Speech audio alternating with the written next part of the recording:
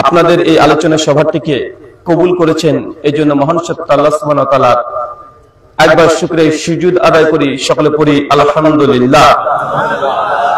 মহান সত্তা আল্লাহ সুবহানাহু ওয়া তাআলার কাছে দোয়া, এই প্রার্থনা, আল্লাহ সুবহানাহু ওয়া তাআলা, আমরা মানুষ, আমরা কম বেশি ছোট বড় ভুল ত্রুটি বিচ্যুতি গুনাহ পাপ অন্যায় করে থাকি। আজকের এই আলোচনা সভার ওসিলায় আমাদের পেছনের ছোট ছোট গুনাহগুলোকে তুমি ক্ষমা করে দাও, সকলে পড়ি আমিন।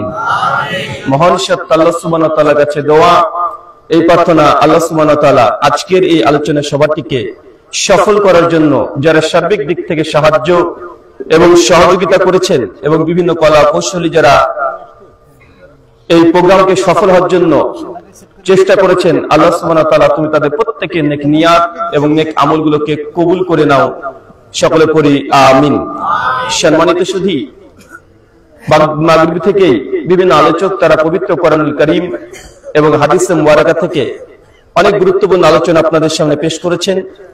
আজকের এই আলোচনা সভার অন্তিম লগ্নে আপনাদের সামনে উপস্থিত হয়েছি কিছু কথা কোরআনুল কারীম এবং হাদিসে মুবারাকা থেকে বর্তমান প্রেক্ষাপটকে সামনে রেখে কিছু নসিহত তথা আদেশ, উপদেশ এবং নির্দেশের উদ্দেশ্যে আজকে যে বিষয়ে গুরুত্বপূর্ণ আলোচনা হবে, আলোচ্য বিষয় ইবাদত কবুলের শর্ত।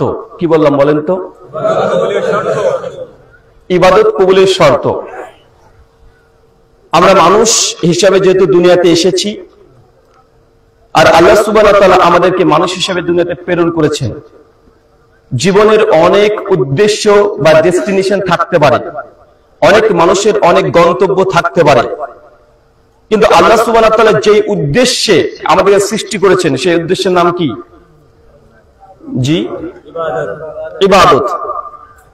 কম বেশি কোরআনুল কারীমের এই আয়াতটা আমরা সকলেই জানি, সূরা জারিয়াত সূরা নম্বর 51 আয়াত নম্বর 56, ওমা খালাকতু জিন্না ওয়া ইনসা ইল্লা লিয়াবুদুন। অবশ্যই ওয়া মা, যদি গ্রামারের দিক থেকে দেখেন ওয়া তারপরে মা হচ্ছে নাফিস সিগা, মানে নামবোধক। আল্লাহ বলছেন অবশ্যই আমি মানুষকে এবং জিনকে সৃষ্টি করতাম না।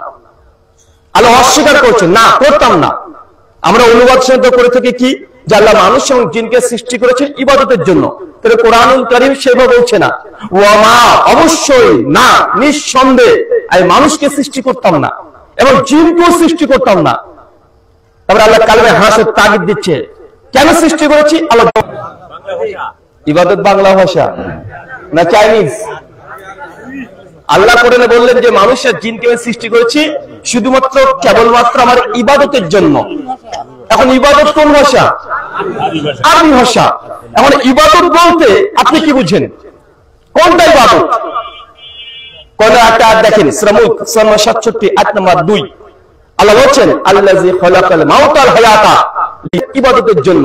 এখন ইবাদত করলেন আল্লাহ যে গ্রহণ করবেন এমনটা নয়, মানে আল্লাহ ওই ইবাদত, ওই আমল দেখতে চান, আল্লাহ পরীক্ষা করতে চান আহসানু আমালা, উত্তম আমল কোন ব্যক্তি করে। দুনিয়াতে তো সবাই আমল করে না ভাইজান? কেন? অনেক আমাদের আশেপাশে যারা সনাতনী দাদারা আছে, তারা উপাসনা করে না, তারা ইবাদত করে না? ইবাদত তো তারাও করছে, আমল তো তারাও করছে, শুধু ভাষার পার্থক্য। তারা বলছে যে আমরা আরাধনা করছি, ওটাকে আরবি করলে হয় ইবাদত করা, গুণকীর্তন করা। আমরা হচ্ছে হামদ আল্লাহ, তারা হচ্ছে গুণকীর্তন, নাম যজ্ঞ, হরি নাম জপ করছে, হরি বাসর করছে। মানে নাম ভাষার কারণে ডাইভার্সিটি হয়ে গেছে, কিন্তু তারাও ইবাদত করছে। কিন্তু আল্লাহ বলছেন না যে ইবাদত চাই, আল্লাহ চাই আহসানু আমালা, আল্লাহ দেখতে চাই সবচেয়ে উত্তম ইবাদত কে করে। এখন ইবাদত কি বলেন তো? কোনটা ইবাদত? ইবাদত তো আরবি শব্দ, নিজের মাতৃভাষাতে ইবাদত কাকে বলে? কে একজন বলতে পারবেন? আল্লাহ দাসত্ব করা, মাশাআল্লাহ। এটা লুগাতাল মানা, ডিকশনারি অনুযায়ী লুগাতাল মানা সরাসরি ইবাদত মানে দাসত্ব করা। কি করা? আরো জোরে বলেন। কার দাসত্ব করা? আল্লাহ দাসত্ব করেন, এটাকে বলা হচ্ছে ইবাদত। এক কথা উত্তর। কিন্তু ইবাদতের শরঈ অর্থ, যেমন আপনাকে বলি সালাত। সালাত মানে কি? আপনারা সব কি ওই পারস্য দেশ থেকে এসেছেন? সালাত এটা যদি বলেন তো দোয়া। সালাত মানে কি? দোয়া, প্রার্থনা, পিয়ার। সালাত মানে দোয়া বা প্রার্থনা, এটা হচ্ছে লুগাতের মানা, ডিকশনারি হচ্ছে ডাইরেক্ট মানে এটা। যখন সালাত শরঈ অর্থে ব্যবহার করা হয় তখন সালাত মানে শুধু দোয়া হয় না, সালাত মানে কি হয়, তাকবীর থেকে সালাম পর্যন্ত যত সুন্নাত ওয়াজিব ফরজ আছে সবগুলোকে একসঙ্গে করে নামই হচ্ছে সালাত। কথা কি বুঝতে পারছেন? ঠিক একইভাবে ইবাদত মানে দাসত্ব করা, এটা লুগাতাল মানা, ডাইরেক্ট ডিকশনারি অনুযায়ী মিনিং, কিন্তু শরঈ অর্থে এর আলাদা অর্থ আছে। শাইখুল ইসলাম ইবনে তাইমিয়া রাহিমাহুল্লাহ তার মিনহাজুস সুন্নাহ বিল নববিয়্যা দ্বিতীয় খণ্ডের 418 পৃষ্ঠায় বলছেন যে ইবাদত ওই জিনিসটাকেই বলে যে একজন বান্দা আল্লাহকে খুশি করার জন্য আল্লাহ যা আদেশ করেছে এটাকে গ্রহণ করে নেবে নির্দ্বিধায়, কোনো প্রশ্ন ছাড়াই। এবং আল্লাহ সুবহানাহু ওয়া তাআলা বান্দার জন্য যা হারাম করেছেন, নিষিদ্ধ করে দিয়েছেন, কোনো প্রশ্ন ছাড়াই ওটাকে নিষেধ মেনে নিবে। এই যে গ্রহণ এবং বর্জন, এই দুটোকে বলা হয় একসঙ্গে ইবাদত। আল্লাহ যা আদেশ করেছে পালন করবেন, এটাকে কি বলবে? ইবাদত। আল্লাহ যা নিষেধ করেছে ছেড়ে দিবেন, দরকার নেই, দ্রুত ওই জায়গা থেকে পালিয়ে আসবেন, যেটা আল্লাহ চায় না, এটাকে বলা হয় ইবাদত। আর সহজ ভাষায় আপনাকে উদাহরণ দিয়ে আমি বুঝিয়ে দিই।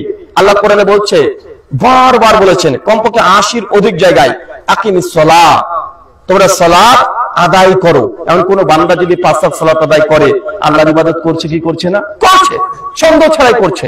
সূরা বাকারা আয়াত নম্বর 83, ইয়া আইয়ুহাল্লাযীনা আমানু, হে বিশ্বাসীগণ, যা তোমরা বিশ্বাস করেছো আল্লাহকে, নবীকে, কিতাবকে, পরকাল, তাকদীর, যারা বিশ্বাস করো, কুতিবা আলাইকুমুস সিয়াম, তোমাদের উপরে সিয়াম তথা রোজাকে আমি আল্লাহ ফরজ করলাম।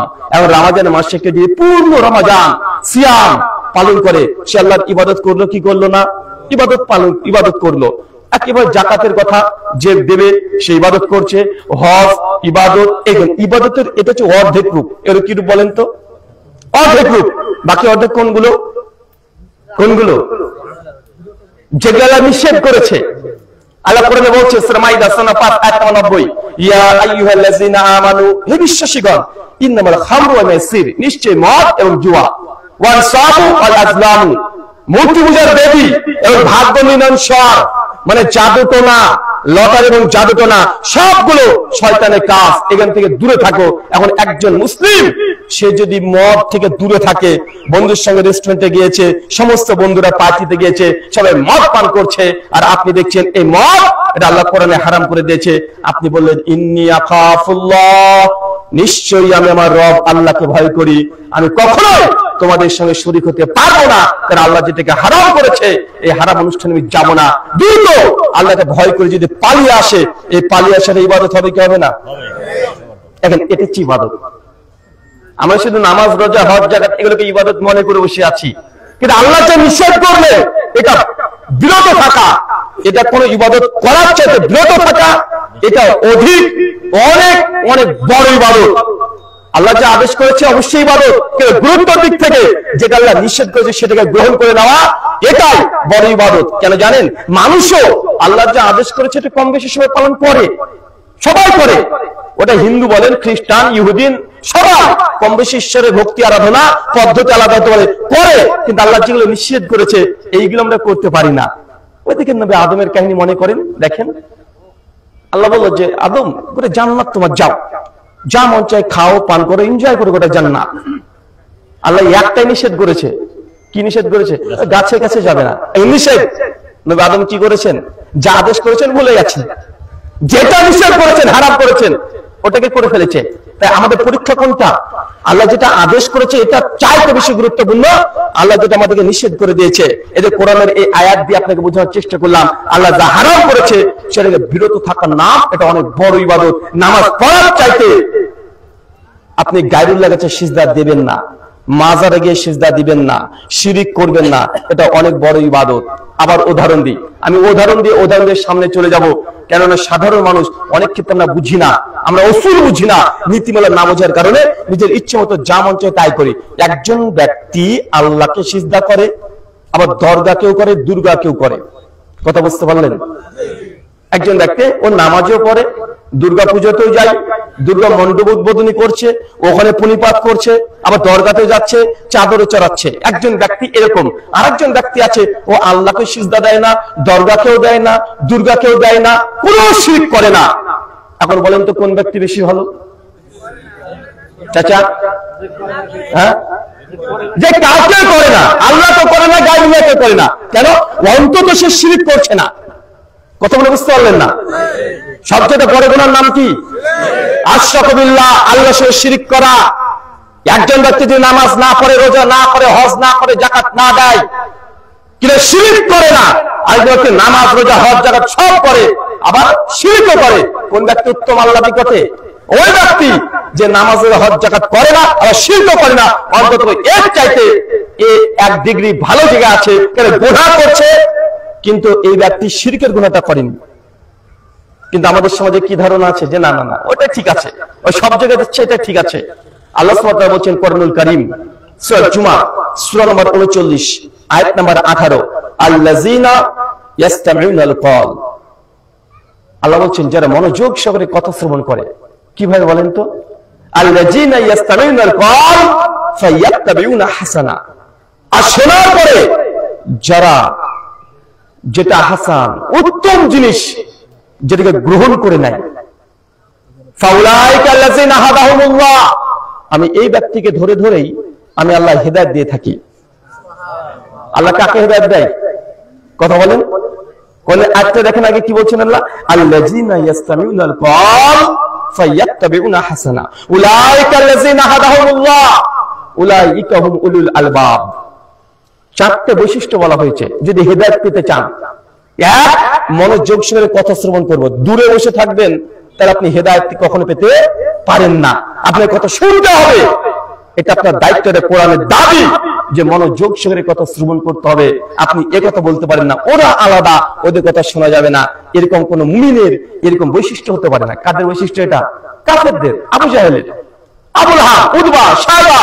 আল্লাহ নবী যখন কোরআন পাঠ করতেন, আবু জাহেল তাদের সঙ্গ পাঙ্গকে আটকে রাখেন, খবরদার মুহাম্মদের কাছে কেউ যাবে না। ওর কাছে যে যায় কোরআন পড়ে আর মুহাম্মদের ধর্ম গ্রহণ করে নাই সাল্লাল্লাহু আলাইহি সাল্লাম, খবরদার সে যদি কোরআন পড়ে তার কাছে কেউ যাবে না। মানুষকে আটকে রেখে দিত। সমাজে এমন মানুষ আছে না? নাই, আছে না ভাইজান? যদি আটকে রেখে দেয় সে ব্যক্তি হেদায়েত পাবে না। আল্লাহ বলছেন যারা মনোযোগ সহকারে কথা শ্রবণ করে ফায়াত্তাবিউনা হাসানা, আর শোনার পরে যারা সবচেয়ে উত্তম এর গ্রহণ করে, আমি আল্লাহ এদেরকে মূলত হেদায়েত দিয়ে থাকি। আল্লাহ সবাইকে হেদায়েত দেন না। আল্লাহ চাইলে আবু জাহেলকে হেদায়েত দিতে পারতেন না, ফেরাউনকে দিতে পারতেন না? ওটা তো বদমাইশি করেছে, শোনেইনি। কোরআনের আয়াত পাঠ করলে তার কর্ণকে, কানকে তারা একদম বন্ধ করে রেখে দিত, মানুষকে কোরআন শুনতে দিত না। তো এরকম কোয়ালিটির মানুষ এখন আমাদের সমাজে আছে, এখনো আছে। মনে রাখেন কখনো কখনো রাস্তার একটা মিসকিন ফকির আপনাকে এমন একটা উপদেশ দিয়ে দিতে পারে যে আপনার জীবনে মুডটা চেঞ্জ হয়ে যেতে পারে। পারে কি পারে না? কথা বলেন।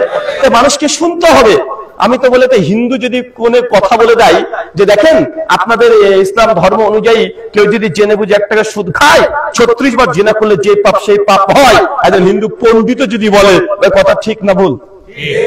আরে উনি হিন্দু হচ্ছেন তো কি হয়েছে? কথা তো কোরআনের, কথা তো নবীর। সে যদি বলে যে আমি দেখেছি হুজুরদের মুখে শুনেছি মদ খা ইসলামে হারাম, আপনার মুসলমান কেন মদ খাচ্ছেন? ও হোক হিন্দু, কিন্তু কথা বলছে কিসের? কথা বলে কোরআনের। তাই কথা কে বলছে এটা গুরুত্বপূর্ণ নয়, বলে কার কথা বলছে এটা হচ্ছে গুরুত্বপূর্ণ। কার কথা বলা হচ্ছে এটা আপনাকে দেখতে হবে, বুঝতে হবে। মানুষ আমরা সবাই স্বার্থপর। কেন জানেন? কারণ আমি একটা দলের, ও একটা দলের, ও একটা দলের। আমাকে যদি বলেন যে ভাই জান্নাত যেতে চাই কি করব, আমি বলবো যে কোনো মানুষকে একমাত্র ইসলাম এটাই জান্নাতের রাস্তা, বিকল্প কোনো পথ নেই। ভাই বলবো কি বলবো না? বলবো না ভাইজান? এবছর আপনাদের বাংলাদেশে দুর্গাপুজো কতগুলো হয়েছে জানা আছে আপনাদের? দুর্গা মণ্ডপ কতগুলো হয়েছে? 31,463টা প্রথম আলো নিউজ অনুযায়ী, একদম 32,000-এর কাছাকাছি। গত বছরের চাইতে 1,000 মণ্ডপ কম হয়েছে এবছর। আমাদের পশ্চিমবাংলা, গোটা ভারতবর্ষ নয়, পশ্চিমবাংলাতে এবছর শুধু দেবী দুর্গা মণ্ডপ হয়েছে প্রায় 1,20,000-এর উপরে। 1,20,000-এর উপরে। পশ্চিমবাংলা রাজ্যের যে বাজেট ছিল, শুধু সরকার ভর্তুকি দিয়েছে 400 কোটি টাকা। কত কোটি টাকা? 400 কোটি টাকা। পশ্চিমবাংলার রিপোর্ট বলছে এক বছর যদি দুর্গাপুজো, কালী পূজা, জগদ্ধাত্রী পূজা পশ্চিমবঙ্গের সরকার যদি বন্ধ করে দেয়, পশ্চিমবাংলার মানুষকে সরকার বসে বসে ভাতা দিয়ে খাওয়াতে পারবে, সরকারের তহবিল ফুরাবে না। তার তো কি বুঝলেন? এই পরিসংখ্যান দিয়ে বোঝানো এটা যে অমুসলিমরা তাদের ধর্ম পালন করার জন্য কোটি কোটি টাকা দান করছে, কোটি কোটি টাকা খরচ করছে। কিসের জন্য? জাহান্নাম যাওয়ার জন্য না, তারাও চায় জান্নাত যেতে, তারাও জান্নাত যাওয়ার জন্য করছে। আর মুসলমানরা দেখেন বাংলাদেশ থেকে হজ করতে হচ্ছে 7-8 লক্ষ টাকা খরচ করে, ইন্ডিয়া থেকে 4-5 লক্ষ টাকা করে আমরা হজ করছি, দান করছি, সাদকা করছি, মসজিদ, মাদ্রাসা, ওয়াজ, মাহফিল এত কিছু করছি। কেন? একটাই, আল্লাহর সন্তুষ্টি, বিনিময় জান্নাত। সমস্ত মানুষ তাদের দাবি যে আমরা জান্নাত যেতে চাই। কিন্তু আমাকে মুসলমানকে জিজ্ঞাসা করেন সনাতনীরা জান্নাত যাবে না জাহান্নাম যাবে, আমরা পরিষ্কার বলে দিব জাহান্নামে যাবে। আরে সনাতনী পণ্ডিতকে জিজ্ঞাসা করেন, হিন্দু পণ্ডিতকে, যে পণ্ডিতজি আমরা মুসলমান 5 ওয়াক্ত নামাজ পড়ি, রমজানে রোজা করি, হজ করি, যাকাত দিই, দান করি, সাদকা করি, বলেন তো আমরা কি এই ইসলাম ধর্ম পালন করে আপনাদের হিন্দু ধর্ম অনুযায়ী আপনাদের স্বর্গে যেতে পারবো? হিন্দু পণ্ডিত কি বলবে? কখনো তুমি যেতে পারবে না। তুমি জান্নাত যাবে মানে আমাদের ভগবান গরুকে জবাই করে খেয়ে নিচ্ছে জান্নাত, বাবা খাচ্ছি না হয়েছেন। আমি কারো অনুভূতিতে আঘাত দেওয়ার জন্য বলছি না, জাস্ট বিশ্বাসের মধ্যে বিরোধিতা আছে না? নাই আছে। তারা যেটাকে ভগবান মনে করছে, আমরা একটা জন্তু জানোয়ার প্রাণী মনে করে তাকে নির্দ্বিধায় আমরা খেয়ে নিচ্ছি। অতএব তাদের বিশ্বাস অনুযায়ী আমরা মুসলমান কখনো স্বর্গে যাব না, বরং রৌরব নামক জাহান্নামে মানে নরকে, আমরা ওখানে নরকে থাকবো। মহাভারত পরিষ্কার বলেছে, অনুশাসন পর্ব 87 নম্বর অধ্যায়, শ্লোক সংখ্যা 27 থেকে 28, পরিষ্কার মহাভারতে বলা হচ্ছে যারা প্রাণী জয় গরুকে হত্যা করেছে পরকালে তাদেরকে গরু রূপ দেওয়া হবে, তাদেরকে হত্যা করা হবে। মানে এখন আমরা মহাবিপদে আছি, আছে না? কথা বলেন।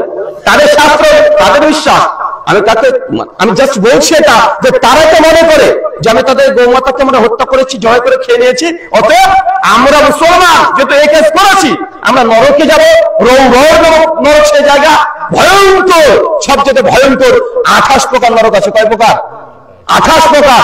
কোরআন হাদিস থেকে দেখা যায় কমপক্ষে 7টা জাহান্নাম, 7টা ক্যাটাগরি জাহান্নাম আছে, জাহান্নামের গেট আছে।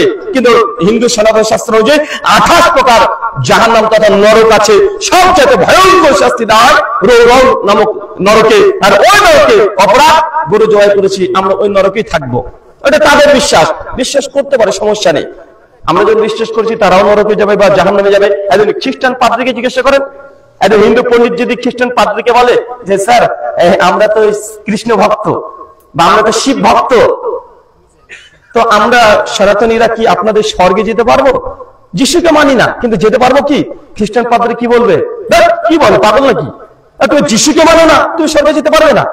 বাইবেলের Old Testament book of Isaiah 64-6 নম্বর ভার্স পরিষ্কার হয়ে লেখা আছে, যারা যিশুর পরিত্রাণে বিশ্বাস করে না, যারা যিশুকে ক্রুশবিদ্ধ হয়ে মৃত্যুবরণ করেছে এ কথা বিশ্বাস করে না, যত তারা নামাজ, রোজা, হজ, যাকাত, দান, সাদকা এগুলো পৃথিবী বিক্রি করে দান করে দেয়, তারপর তারা স্বর্গে যেতে পারবে না। এটা কাদের বিশ্বাস? খ্রিস্টানদের। শ্রীমদ্ ভগবদ গীতা অধ্যায় নম্বর 18 শ্লোক নম্বর 66 শ্রীকৃষ্ণ বলছেন সর্বধর্মাম পরিত্যাজ্য মা, তারা সব কিছু ছেড়ে দিতে হবে তাদের শাস্ত্র অনুযায়ী। দিতে হবে কি হবে না? কথা বলেন, হবে কি হবে না? হবে। একইভাবে কোরআন মাজিদে চলে আসেন সূরা আলে ইমরান সূরা নম্বর 3 আয়াত নম্বর 19, আল্লাহ কোরআনে বলছে ইন্না দীনা ইনদাল্লাহিল ইসলাম, আল্লাহর কাছে গ্রহণযোগ্য একমাত্র ধর্ম সেটা হচ্ছে ইসলাম। ওয়া মা ইয়াবতাগি ইসলামা গায়রা দীনান ফালা ইকবালা মিনহু ওয়া হুয়া ফিল আখিরাতি মিনাল খাসিরিন, যারা ইসলাম ছাড়া অন্য কোন ধর্মকে গ্রহণ করেছে তারা কিয়ামতের মাঠে মিনাল খাসিরিন, তারা ক্ষতিগ্রস্ত হবে। সূরা আলে ইমরান আয়াত নম্বর 85। তারপরে তিনটে ধর্মের দাবিতে একই রে ভাই। খ্রিস্টানরা বলছে আমাদের ধর্ম না মানলে তুই জাহান্নামে যাবি। খ্রিস্টান ধর্ম অনুযায়ী আমরা হিন্দুরা আর মুসলমানরা কোথায় যাবো? কোথায় যাবো বলেন ভাই? জান জাহান্নামে মানে নরকে যাবো। আমরা মুসলমানের দাবি অনুযায়ী হিন্দু খ্রিস্টান দুজনে নরকে যাবে, আবার হিন্দুর দাবি অনুযায়ী মুসলমান খ্রিস্টান তারাও জাহান্নামে যাবে, মানে নরকে যাবে, মানে সবাই আমরা নরকেই আছে। কেন বলেন তো ভাই? কেন? প্রত্যেক ধর্মের অনুসারীরা মনে করে আমরা যে কথা বলছি এটাই ঠিক, আমি যে ইষ্ট দেবতাকে উপাসনা করছি এটাই ঠিক। যদি এমনটাই নয়, ধর্মের মধ্যে আবার বিভিন্ন বিভেদ আছে। যারা বৈষ্ণবী মতবাদ বিশ্বাস করে সনাতন ধর্মের মধ্যে, আর একটা হচ্ছে শৈবা মানে যে শিবকে ভগবান পরমেশ্বর মনে করে। শৈবা যারা শিবের উপাসনা করে, কালী আর শক্তি পূজা যেগুলো মানে দুর্গা পূজা, কালী পূজা আর শিব পূজা, এরা মনে করে যে শিব ইনি হচ্ছে সুপ্রিম, ইনার পরে কেউ নাই, কৃষ্ণ হচ্ছে শিবেরই দাস, এটা তাদের বিশ্বাস। তারা মনে করে শিব এই গোটা বিশ্ব জগতের সৃষ্টি করেছে, এই এক নম্বর দেবতা ঈশ্বর, সবকিছু তিনি সৃষ্টি করেছেন। আবার যারা কৃষ্ণ ভক্ত তারা বলছে না না, শিব উপাসনাকারী যারা আছে তারা কৃষ্ণ ভক্ত বলছে তোরা নরকে যাবি, আর যারা কৃষ্ণ ভক্ত আছে তারা শিব অনুসারীকে বলে যে তোরা নরকে যাবি। দুজনের মধ্যে দ্বন্দ্ব আছে, আর এই দ্বন্দ্ব লক্ষ কোটি বছর আগে থেকে চলছে। পুরাণ ভাগবত পুরাণের মধ্যে একটা ঘটনা লেখা আছে যে শিব আর শ্রীকৃষ্ণের মধ্যে, শিব আর বিষ্ণুর মধ্যে একটা লড়াই আছে, যে কে বড়, শিব বড় না বিষ্ণু বড়, মারামারি আছে, যুদ্ধ আছে। তার মানে আমি বোঝানোর চেষ্টা করলাম যে ধর্মের সঙ্গে মতভেদ তো আছে, তো আছে, ধর্মের মধ্যে এক ধর্মের মধ্যে মতভেদ আছে না নাই, আছে। এখন প্রশ্ন, আমরা হচ্ছে মানুষ, আমরা স্বার্থপর, নিজের ইচ্ছা মতো আমরা নিজেদের দল ভারী করবো, এটা ঠিক। এখন কোন ধর্ম সঠিক, কারা সত্য পথে আছে, এটা জানার দরকার আছে না নাই? এটা আছে। এটা যদি আমার হাতে ছেড়ে দেন, এই যে আমি আগে বলেছি মুসলমান, আমি বলবো যে ইসলাম ধর্ম ঠিক, আমি এই দিকে টানবো, আর হিন্দু পন্ডিতকে বলে হিন্দু পন্ডিত তার দিকে টানবে, খ্রিস্টানরা খ্রিস্টান দিকে টানবে, আর নাস্তিক বলে তোর ঈশ্বর বিশ্বের বাদ দে, ঈশ্বরই নাই, আল্লাহ নাই, কেউ নাই, তুই নাস্তিক হয়ে যা। ভাই বলো, কি বলে না কথা বলে? মুসলমান তুই বলছিস একটা, হিন্দু বলছে 33 কোটি, খ্রিস্টান বলছে 3টে, বাদ দে তোর 1 আর 3 আর 33 কোটি। আরে আল্লাহ আছে, তারই প্রমাণ দে না, স্রষ্টাই নাই। ভাই অস্বীকার করছে কি করছে না? করছে না ভাইজান? তারাও বলছে আমরা ঠিক, ভগবান নাই, স্রষ্টা নাই। এখন মহা বিপদের মধ্যে পড়ে গেছি, সব দিকে ভাগ। কোন দিকে যাবেন? প্রথমে আস্তিক নাস্তিক, তারপরে হিন্দু মুসলমান, তারপরে শিয়া সুন্নি বৈষ্ণব শাক্ত, কত ভাগ। এখন হক বা সত্য কোনটা, এটা কাকে বলবেন? মানুষকে বলবেন? মানুষকে বললে তো বিপদ, ওই একে কাফের বলবে, ওকে কাফের বলবে, আছে না নাই? কথা বলেন। আলাউদ্দিন জিহাদি আপনাদের এখানে তো 88 না ভাইজান? এখন যদি 88 থেকে নাই তাকে তাড়িয়ে দিয়েছে, তারপরে 88 দীর্ঘদিন ধরে সিলসিলায় ছিল। আলাউদ্দিন জিহাদি ইনায়েতুল্লাহ আব্বাসী, ওরা সুন্নি, ওরা হানাফি, ওকে বলছে কাফের, এ মূর্খ, কিছুই জানে না, 1 পৃষ্ঠা আরবি বলে পড়তে পারবে না। ইনায়েতুল্লাহ আব্বাসী আলাউদ্দিন জিহাদিকে চ্যালেঞ্জ করে, আছে না নাই? কথা বলেন। এখন মহা বিপদ, কোন দিকে যায় রে ভাই, কোন দিকে যায়? এটা বিপদ।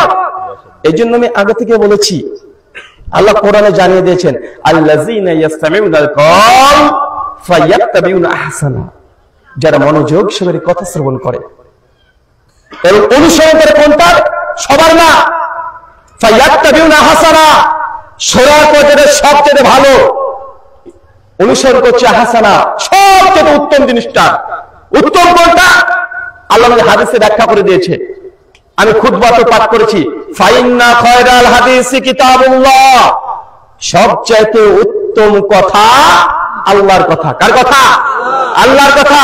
ওয়া খায়রাল হাদি হাদিউ মুহাম্মাদুন সাল্লাল্লাহু আলাইহি সাল্লাম, এরপরে দুনিয়াতে সবচেয়ে শ্রেষ্ঠ কথা, ভালো কথা, উত্তম কথা হচ্ছে নবী মুহাম্মদ রাসূলুল্লাহ সাল্লাল্লাহু আলাইহি ওয়াসাল্লাম। তারপরে বোঝা গেল যদি আপনি মুসলমান হন তাহলে কোরআন হাদিসে যা আছে, যখন শুনবেন কোরআনের কথা হাদিসের কথা ডাইরেক্ট আপনাকে মানতে হবে। যদি আপনার নিজের বিরুদ্ধে যায়, বাপের বিরুদ্ধে যায়, মায়ের বিরুদ্ধে যায়, তারপরেও আপনাকে মেনে নিতে হবে, এবং হৃদয় যদি না থাকে আপনি হেদায়েত পাবেন না, কখনোই সম্ভব নয়, কখনোই নয়। আর যদি এমন ধারণা হয় আপনার, সূরা বাকারা দেখেন, আপনাদের উদ্দেশ্য করে বলছে, সূরা বাকারা সূরা নম্বর 2 আয়াত নম্বর 70, সূরা মাইদা সূরা নম্বর 5 আয়াত নম্বর 4, সূরা যুখরুফ আয়াত নম্বর 23 এবং 24, আর বিভিন্ন জায়গায় কোরআনে একটা আছে। আল্লাহ আরেক শ্রেণীর মানুষের কথা বলছে, ওয়া ইযা কিলা লাহুম তাআলাউ মানজালাল্লাহ ওয়া ইয়া রাসূল ক্বালু হাসবুনা মা ওয়াজাদনা আলাইহি আবাআনা আওয়ালাউ কানা আবাহুম ওয়ালা লা ইয়ালামুনা শাইয়া ওয়ালা ইয়াহতাদুন। কত চমৎকার কথা! মানুষের ব্রেন কি আল্লাহ 1400 বছর আগে বলে দিয়েছে। হে নবী, ওয়া ইযা কিলা লাহুম, যখন মানুষকে ডাকবে, কিলা লাহুম ডাকবে কোন দিকে? আনজালাল্লাহ, আল্লাহ যা অবতীর্ণ করেছে কোরআনের দিকে, ওয়া ইয়া রাসূল, এবং নবী যা নিয়ে এসেছে হাদিসের দিকে। এক শ্রেণীর মানুষকে তখন দেখবে, তারা বলবে নিশ্চিত বলবে, আল্লাহ কোরআনে বলছে হাসবুনা, আমাদের জন্য যথেষ্ট। কি যথেষ্ট? মা ওয়াজাদনা আলাইহি আবাআনা। আরে আমাদের জন্য ওই পথে যথেষ্ট, ওই আমলটা যথেষ্ট যার উপরে আমরা বাপ আর দাদাকে পেয়েছি। কাকে কথা বলেন? বাপ দাদাকে যে পথে পেয়েছি ওটাই তো যথেষ্ট। আরে কি কোরআনে আছে, কি হাদিসে আছে, কি নবী বলেছে দেখার দরকার নেই। আমার বাপ দাদা যে আমলে করে গেছে আমি জানি নবী 40 খানা করে নাই, এটাও জানি ঈদে মিলাদুন নবী পালন করে সাহাবী করে নাই, কিন্তু আমার বাপ দাদা করেছে যে তাই কোরআনে কি আছে হাদিসে কি আছে দেখার দরকার নেই, বাপ দাদা যা করেছে তাই করব। আল্লাহ কোরআনে এই কথা বলে দিচ্ছে যে এক শ্রেণীর মানুষ পাবে কোরআন হাদিসে কি আছে দেখার চেষ্টা করবে না, তাদের জবাব একটাই, আমার বাপ দাদাকে যে পথে পেয়েছি ওটাই মানবো। যদিও তার বাপ দাদারা মূর্খ জাহেল অজ্ঞ হয়, তারপরে কি তারা মানবে? আল্লাহ প্রশ্ন ছুড়ে দিয়েছে, যদি তারা মূর্খ হয় তার বাপ দাদারা, তারপরে কি তাই মানবে? দেখেছেন দুই কোয়ালিটি মানুষের কথা বলছে না। প্রথমে এক বললাম কি, যারা মনোযোগ সহকারে কথা শ্রবণ করে এবং উত্তম জিনিসের আকাঙ্ক্ষা করে, যেটা উত্তম আছে আজকে মেনে নেব, আল্লাহ হচ্ছে এদেরকে আমি হিদায়াত দেবো। আর এরা হচ্ছে উলুল আলবাব, এরা হচ্ছে প্রকৃত বুদ্ধিমান। আর আরেক শ্রেণীর মানুষ হচ্ছে কি করবে, আমরা শুনবো কোনো সমস্যা নেই, বলছো সমস্যা নেই, শুনবো তোমার কথা। শোনার পরে যখন বলে তুমি এগুলোকে মেনে নাও, তখন কি বলবে, না না না না এগুলো মানা যাবে না। কেন? আমার বাপ দাদাকে এই পথে পাইনি, যে পথে পেয়েছি সেই পথে আমি চলবো। সূরা আম্বিয়া খুলবেন, সূরা আম্বিয়া আয়াত নম্বর 51, 52, 53। নবী ইব্রাহিম তার বাপের কাছে গিয়ে বলছে একদম নরম কণ্ঠে, ইয়া আবাতি, হে আমার পিতা, তুমি যে মূর্তি পূজাগুলো করছো, আরে সেটা নিজেরই কোনো উপকার করতে পারে না, ওরকে যদি একটা মশা পড়ে তাই তো সরাতে পারে না, কোনো কিছু করতে পারে না, তো তুমি তার ইবাদত কেন করো? কোনো জবাব নেই। জবাব দিয়ে একটা কথা বলছে, আবা না, আমার বাপ দাদাকে করতে দেখেছি, আমার বাপ দাদাকে এই পথে পেয়েছি তাই আমি করছি। যেমন দলিল নেই, একটা দলিল আছে, কি দলিল বলেন তো? এই দলিলটা কিন্তু আজকের না, কত বছর আগেকার? 1400 বছর আগেকার। কাদের? মুসলমানের না কাফেরের? কোরআন খুলে দেখেন সবগুলো বাপ দাদাকে দলিল বের করা, দলিল মনে করা, দলিল দেওয়া, এটা কোনো মুমিন বিশ্বাসী ব্যক্তির দলিল নয়। মুমিনদের দলিল আনজালাল্লাহ ওয়া রাসূল, আল্লাহ যা নাজিল করেছে, নবী যা নিয়ে এসেছে, এটা হচ্ছে মুমিনদের দলিল। আল্লাহ সুবহানাহু ওয়া তাআলা আমাদের এই কথাটা বোঝার তৌফিক দান করে, সকলে বলি আমিন। তাহলে বুঝতে পারলাম কোরআন হাদিসে যা আছে নিজের বিরুদ্ধে চলে গেলে মানতে হবে, এটা ঠিক। যেমন কেউ যদি 1 টাকা জেনে বুঝে সুদ খায়, মায়ের সঙ্গে জিনা করলে যে পাপ হয় সেই পাপ হয়, আমি জানি এটা আপনার বিরুদ্ধে, কিন্তু নবীর কথা মানতে হবে কি হবে না? বিরুদ্ধ হোক, কিন্তু এই কথা স্বীকার করে, হ্যাঁ আমার নবী বলেছে, মানতে হবে। আপনি ফাঁসে খাচ্ছেন, খান, আপনি জানেন খান, সমস্যা নেই, কিন্তু এই কথা আপনাকে দৃঢ়ভাবে বিশ্বাস করতে হবে, নবী এই কথা বলেছে, এটা স্বীকার করতে হবে। তার মানে এই কোরআনের আয়াতটা যথেষ্ট মুসলমানদের জন্য, কিন্তু এই আয়াত অমুসলিমদের জন্য যথেষ্ট হবে? তার তো বলবো যে না না না না না, ওরা একই কথা বলে, আবা আনা, আমার বাপ দাদাকে যে পথে পেয়েছে সেই পথে মানবো, তোমার কোরআন হয়েছে মানে তোমার দরকার নেই। দরকার আছে নাকি? এই জন্য শ্রীকৃষ্ণকে অর্জুন প্রশ্ন করেছিল, কে বলেন তো ভাইজান? অর্জুন শ্রীকৃষ্ণকে প্রশ্ন করেছিল যে প্রভু, কোনটা ধর্ম কোনটা অধর্ম কোনটা বুঝবো, কোনটা কর্ম কোনটা অকর্ম, কোনটা ইবাদত আর কোনটা বিদআত, কিভাবে বুঝবো? এই প্রশ্ন করেছে, কিভাবে বুঝবো মানুষ কত কি করে? শ্রীকৃষ্ণ উত্তর দিয়েছিলেন, শ্রীমদ্ ভগবদ গীতা অধ্যায় নম্বর 16 শ্লোক নম্বর 23 এবং 24। শ্রীকৃষ্ণ অর্জুনকে বোঝাচ্ছেন, শাস্ত্রবিধি মুৎসৃজ্য বটরে কামপরতাঃ না সুখং না সিদ্ধাং না প্নোতি না পরম গতিম। হে অর্জুন, ইয়া শাস্ত্রবিধি মুৎসৃজ্য বটরে কামপরতাঃ, যে ব্যক্তি শাস্ত্রকে ছেড়ে দিয়ে কামপরতাঃ, নিজের মন যা চায় তাই করে। কি বলেন তো ভাইজান? কামপরতাঃ মানে মন যা চায় সেই কর্মটাই করে, কাম মন যা চায় করতাহা ওই কর্মটাই করে। না সুখা, অর্জুন এই মানুষ কখনো সুখ লাভ করতে পারবে না, না সিদ্ধা সিদ্ধ অর্জন করতে পারবে না, না পরম গতি, তার কোনো গতি হবে না। সে মোক্ষ তো দূরের কথা, বৈকুণ্ঠ ধাম তো দূরের কথা, স্বর্গে প্রবেশ করতে পারবে না। কোন ব্যক্তি যে ধর্মগ্রন্থকে ছেড়ে দিয়ে মন যা চায় তাই করবে, সে স্বর্গে যেতে পারবে না। তার মানে কোরআনের আয়াতের সঙ্গে এই শ্রীকৃষ্ণের কথার মিল আছে না নাই? আছে না ভাইজান? আল্লাহ নবী এই কথাই বলেছেন, অনেকটা একদম সিমিলার কথা। মুসলিম হাদিস 1718 মানে আমিলা আমালান লাইসা আলাইহি আমরুনা ফাহুয়া রাদ্দুন। আরে কোন ব্যক্তি এমন কোন আমল করলো যে আমল আমি নবী বলিনি, অর্থাৎ শাস্ত্রে নেই, কোরআন হাদিসে নেই, ফাহুয়া রাদ্দুন, এই আমলটা বাতিল।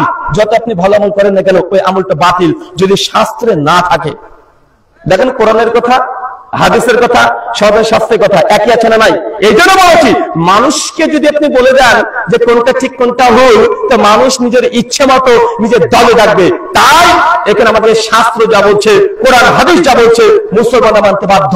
আর যদি সনাতনী হিন্দু হয়ে থাকে, গীতা বাইবেল যা বলছে এটা তারা মানতে বাধ্য কি বাধ্য নয়? বাধ্য না ভাইজান? বাধ্য। যত বিরুদ্ধে চলে না তারপরে বাধ্য। আমাদের দেখবেন 12 রবিউল আউয়াল যখন আসে, একদম ঢাক ঢোল পিটিয়ে জশ্নে জুলুস গোটা বাংলাদেশে একটা পোস্টারিং করে দেয়, নবীজির আগমন শুভেচ্ছা স্বাগতম। আছে না নাই? মানুষ মনে করছে এটাই মনে ধর্ম। বাপ রে বাপ, এটাই ধর্ম। কিন্তু ভালোভাবে যদি তথ্য যদি যাচাই করা যায়, দেখা যায় যে না, এই জশ্নে জুলুস নবীর জামানায় ছিল না, সাহাবীর জামানায় ছিল না, তাবে তাবেনের যুগে ছিল না, চারটি ইমামের যুগেও ছিল না, মুহাদ্দিসগণের যুগেও ছিল না। মানুষ পরবর্তী সময় আমাদের নবী মৃত্যুর 700 বছর পর আবিষ্কার হচ্ছে, কিন্তু মানুষ এটাকে ধর্ম মনে করছে কি করছে না? করছে। যেমন আমরা বলছি এগুলো ধর্ম নয়, এগুলো অধর্ম, এগুলো বিদআত, এগুলো হচ্ছে নিকৃষ্ট কাজ। নবী বলেছেন যে আমলের আমি আদেশ করি নাই ফাহুয়া রাদ, সেটা বাতিল। তাহলে এক শ্রেণীর মানুষ আমাদের বিরুদ্ধে খেপে উঠছে, আছে না নাই? আচ্ছা, আর একটা একধাপ কথা বেশি বলে যাই, আমি দুই দিক থেকে দেখাবো যেন দুজনে উপকার হয়। আমি কাউকে উদ্দেশ্য করে, কাউকে হার্ট করার জন্য কথাগুলো বলছি না। জাস্ট আপনি বিচার করেন, কথাগুলো বলে গেলাম, তদন্ত করেন। মানতে হবে এমন না, আমার কোনো কথা মানার দরকার নেই যদি না আমার কথার পেছনে কোনো তথ্য দলিল না থাকে। আমার ব্যক্তিগত কোনো কথা মানার দরকার নেই। যদি ব্যক্তিগত ব্যাখ্যা করি, এটা আপনার ব্যাখ্যা মানবো না। তথ্য দেন, দলিল দেন। আমি আলোচনার পরে ইনশাআল্লাহ প্রশ্ন উত্তর থাকবে, যে কেউ প্রশ্ন করতে পারবেন ইনশাআল্লাহ, অমুসলিম হোক অথবা মুসলিম হোক। যদি আপনি ওকে বলেন যে রুহুল আমিন ভাই, মাওলানা সাহেব আপনি এই কথাটা বললেন, এই কথা আমাদের শাস্ত্রে নাই তো, বা মুসলমান হলে আপনি বলতেন কোরআনের এই আয়াত নাই তো, হাদিসে নাই তো, ইনশাআল্লাহ আপনাকে সময় দেওয়া হবে। আর আমি যদি কোনো ভুল করে থাকি, ইনশাআল্লাহ তওবা করতে 1 সেকেন্ড সময় লাগবে না। তাহলে এটা আমি ব্যক্তিগত উদ্দেশ্য হাসিলের জন্য এই কথাগুলো বলছি না। আর আমরা সবচেয়ে বেশি রুজু করেছি, কারা করেছে? আমরা। আরে কত কি আমরা তো আগে করেছি, যখন শুনেছি যেটা কোরআন হয়েছে নাই বাদ দিয়ে দিয়েছি। এখন আমার যদি একটা ভুল হয়ে যায়, ভাই আমি এই ভুলটাকে সংশোধন করে নেওয়া আমার কাছে 1 সেকেন্ডের বিষয় না। যখন দেখবো কোরআনের আয়াত বা হাদিস আছে, সঙ্গে সঙ্গে প্রত্যাবর্তন করতে পারবো কি পারবো না? পারবো। কেন? আমাদের অভ্যাসটাতে এরকমই হয়ে গেছে, যেটা কোরআনে নাই হাদিসে নাই ছেড়ে দিয়েছি। কতগুলো আগে ফরজ নামাজের পরে মোনাজাত করতাম, যখন শুনলাম কোরআন হাদিসে নাই, তদন্ত করে দেখলাম, গবেষণা করতে আসলে নাই, বাদ দিয়ে দিয়েছি।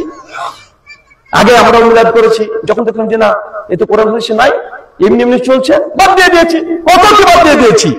তাই আমাদের কাছে আমরা হচ্ছে উদার, এই আয়াতের উপরে আমরা আমল করি। কোনটা বলেন তো? প্রথমে যেটা বলেছি, আল্লাযীনা ইয়াসতামিউনাল কওল, যারা মনোযোগ সহকারে কথা শ্রবণ করে, ফায়াত্তাবিউনা হাসানা, উত্তম জিনিসটা গ্রহণ করে, আল্লাহ এদেরকে হেদায়েত দিয়ে থাকেন। তো মনটাকে খোলা রাখবেন, ভাবেন না যে এরা আলাদা এরা আলাদা, আমরা মঙ্গল গ্রহ থেকে আসি নাই, এরকম যেন ভাবেন না যে এরা মনে মঙ্গল গ্রহ থেকে এসছে, এমন কিছু না।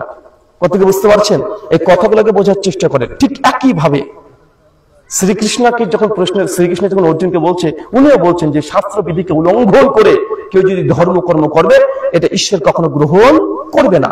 আমি যেমন মিলাদের কথা একটা বললাম, এই জিনিস ঠিক সনাতন ধর্মের মধ্যে একটা আছে। দেখবেন শীতের সময় চলে এসেছে, জুন জুলাই মাসের দিকে পরেই হরিনাম বাসর করা হয়। কোনটা বলেন তো ভাইজান? দেখবেন 3 দিন 7 দিন ধরে করছে, হরে কৃষ্ণা কৃষ্ণ কৃষ্ণ হরে হরে, হরে রাম রাম রাম হরে হরে, লাগাতার চলছে। আমি বিরোধিতা করছি না, জাস্ট বুঝার জন্য প্রশ্ন করে যাচ্ছি। জিজ্ঞাসা করেন তো, এই হরে কৃষ্ণ হরে, এই যে মহামন্ত্র এটা গাওয়া হচ্ছে, কোথায় আছে? কোন শাস্ত্রে আছে? কোথায় আছে? 4টে বেদে আছে? আমার জানা মতে নাই। 4 বেদে এই হরিনাম, এই মহামন্ত্র 4 বেদে, ঋক সাম যজু অথর্ব 4 বেদ মিলে 20,536টা মন্ত্র আছে। একটা জায়গাতেও নাই, এক জায়গাতেও নাই। বেদে পরে সবচেয়ে উচ্চ গ্রন্থ হচ্ছে উপনিষদ, বেদেরই ব্যাখ্যা। কমপক্ষে 108 উপনিষদ, 108 উপনিষদের মধ্যে 18 খানা, কেউ বলেছে 11 খানা মূল উপনিষদেও এই হরি নাম জপ করা, এই কৃষ্ণ মন্ত্র, হরে কৃষ্ণ মন্ত্র নাই। কয়েকটা পুরাণ শাস্ত্রে পাওয়া গিয়েছে, আর যেখানে পাওয়া গেছে সেটা আবার উল্টো। আমাদের সমাজে করছে হরে কৃষ্ণ দিয়ে শুরু করে, কিন্তু শাস্ত্রে যেটা পাওয়া যায় রাধা তন্ত্রমে কিছুটা আছে, ব্রহ্মাণ্ড পুরাণে কিছু আছে, ওখানে আছে হরে রাম রাম রাম হরে হরে। শাস্ত্রে আছে রাম দিয়ে শুরু আছে, মানে এখানে উল্টে গেছে। মানে মুসলমান আমরা যেমন করে ফেলেছি, আছে এক কোরিয়ারা আছে না মুসলমানের মধ্যে, হিন্দু সনাতনীদের মধ্যেও আছে, ধর্মের মধ্যে অধর্ম সব জায়গাতে আছে। যে থেকে মনে করছেন আপনি ইবাদত আমল, মূলত সেটা ইবাদতই নয়, আমলই নয়। আমরা এতক্ষণ মনে করলাম যে এই যে রবিউল আউয়াল মাসের 12 তারিখে নবীর জন্মদিবস পালন করা, এটা ইসলামের একটা ইবাদত আমল, কিন্তু ইসলামের ইবাদতই নয়। এটা অনেক মানুষ মনে করছে হরে কৃষ্ণ এই হরিবাসে হয়, এটা হিন্দু ধর্মের অনুষ্ঠান, হিন্দু ধর্মের সঙ্গে রিলেটেড, অথচ শাস্ত্রেই নাই। এরকম করে কয়েকশো উদাহরণ দিতে পারবো, মুসলমানদের দিতে পারবো, হিন্দুদের দিতে পারবো, খ্রিস্টানদের দেওয়া যায়। খ্রিস্টানদেরটা দিয়ে দিই, কষ্ট পাচ্ছেন নাকি? আচ্ছা বলেন তো বড়দিন কোনটাকে বলা হয় খ্রিস্টানরা? 25শে ডিসেম্বর, তাই না ভাইজান? আচ্ছা যারা মাধ্যমিক পাস করেছেন তারা একটু হাত তোলেন তো, মাশাআল্লাহ প্রায় সবাই। আচ্ছা বলেন তো এমনি যদি সায়েন্টিফিক ভাবে দিন বড় কোন তারিখকে বলা হয়? 21শে মার্চ।